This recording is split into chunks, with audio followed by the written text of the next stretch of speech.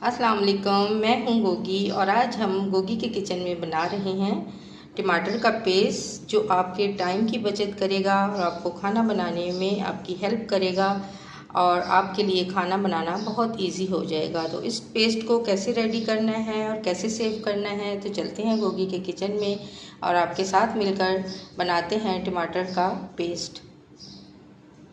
आज की ये रेसिपी देखने के लिए आप मेरी वीडियो को वॉच करें, ताकि जब तक आप वॉच नहीं करेंगे, इसको स्किप कर करके देखेंगे तो आप कैसे इसे सेव कर सकेंगे। तो चलें इसको बनाना हम स्टार्ट करते हैं। यहाँ पे मैंने लिए हाफ के जी टमाटर और इनको मैंने अच्छी तरह से धो लिया है। और आपने रेड टमाटर लेने हैं, हरे बिल्कुल भी और कच्चे नहीं होने चाहिए। अब हम इनको ग्राइंड करेंगे और उसके बाद हम आपको अगला स्टेप बताएंगे कि टमाटर का हमने क्या करना है। इतनी सख्त गर्मी है तो आप अपने कुछ काम जो हैं वो ऑलरेडी करके रखा करें। जैसे टमाटर का पेस्ट है तो इसको बनाकर आप रखें और अपने टाइम की बचत करें, क्योंकि बार बार किचन में जाकर एक एक चीज़ करना आजकल गर्मी के मौसम में बहुत मुश्किल लगता है।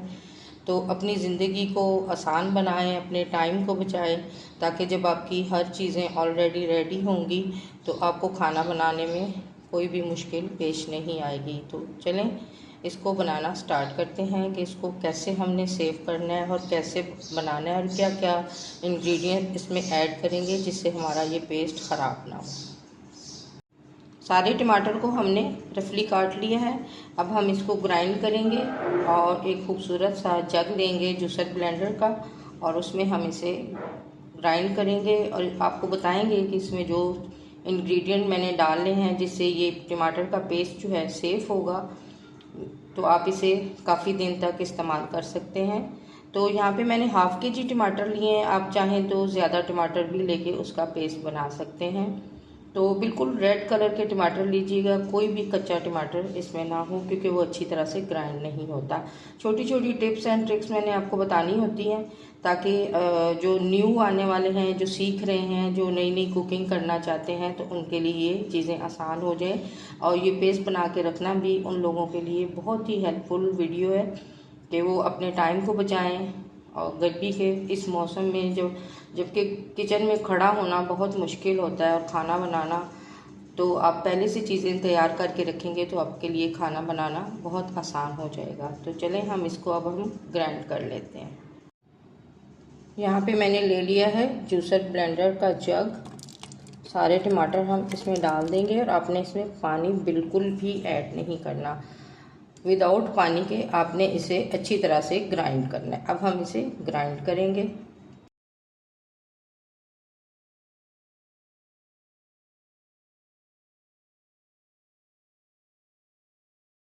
को अच्छी तरह से मैंने ग्राइंड कर लिया है, इसका एक फाइन सा पेस्ट बन गया है। अब हम इसको तैयार करेंगे कि हमने इसे सेव कैसे करना है। ये बार बार मैं इसलिए आपको बताती हूँ कि आपको ये चीज़ें याद रहें।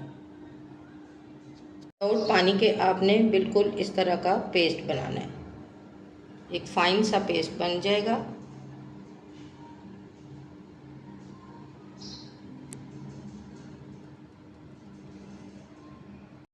टमाटर के पेस्ट को हम एक बाउल में निकाल लेंगे और ये देखिए पानी ना डालने की वजह से कितना फाइन पेस्ट बना है, क्योंकि टमाटर के अंदर इसका अपना भी पानी होता है। अब हम इसमें डालेंगे जो इन टमाटर के पेस्ट को सेफ रखेगा। 1 टीस्पून नमक ऐड करेंगे और 1 टेबलस्पून इसमें वाइट विनीगर जाएगा और 2 टेबलस्पून इसमें मैं भर के डालूँगी कुकिंग ऑयल। इससे आपका ये पेस्ट जो है सेफ हो जाएगा और आप इसे 1 हफ्ते तक आराम से इसे यूज़ कर सकते हैं। ये बिल्कुल भी ख़राब नहीं होगा। और अगर आप ज़्यादा क्वांटिटी में बना के रखना चाहते हैं तो आप ज़्यादा बना के रख सकते हैं। आपने एक कंटेनर लेना है जिसका ढक्कन जो है वो बहुत टाइट हो, तो उसमें आपने इसे ऐड करके यानी सेव करके आपने इसे फ्रीज़र में रख देना है। फ्रिज में नहीं रखना, यानी नीचे वाले हिस्से में नहीं रखना, फ्रीज़र में रखना है। इसको हम अच्छी तरह से मिक्स करेंगे तो ऐसी सादा और जो आपके काम की रेसिपीज़ होती हैं उनको ज़रूर फॉलो किया करें, क्योंकि इससे आपके टाइम की बहुत ज़्यादा बचत होती है और इस गर्मी में आप अपने लिए बहुत ज़्यादा आसानियाँ जो हैं वो खुद पैदा कर सकते हैं। माशाल्लाह से टमाटर का पेस्ट जो है वो हमारा रेडी हो गया है और इसे मैंने कंटेनर में डाल दिया है। जो बाकी बचा है उसे भी मैं किसी कंटेनर में ऐड करके फ्रिज में सेव कर दूँगी। आज की आसान सी और सादा सी हेल्पफुल रेसिपी जिसे आप अपने टाइम की बहुत ज़्यादा बचत कर सकते हैं और खाना बनाना आपके लिए बहुत इजी हो जाएगा। तो आप इस तरह की रेसिपीज़ को ज़रूर फॉलो किया करें।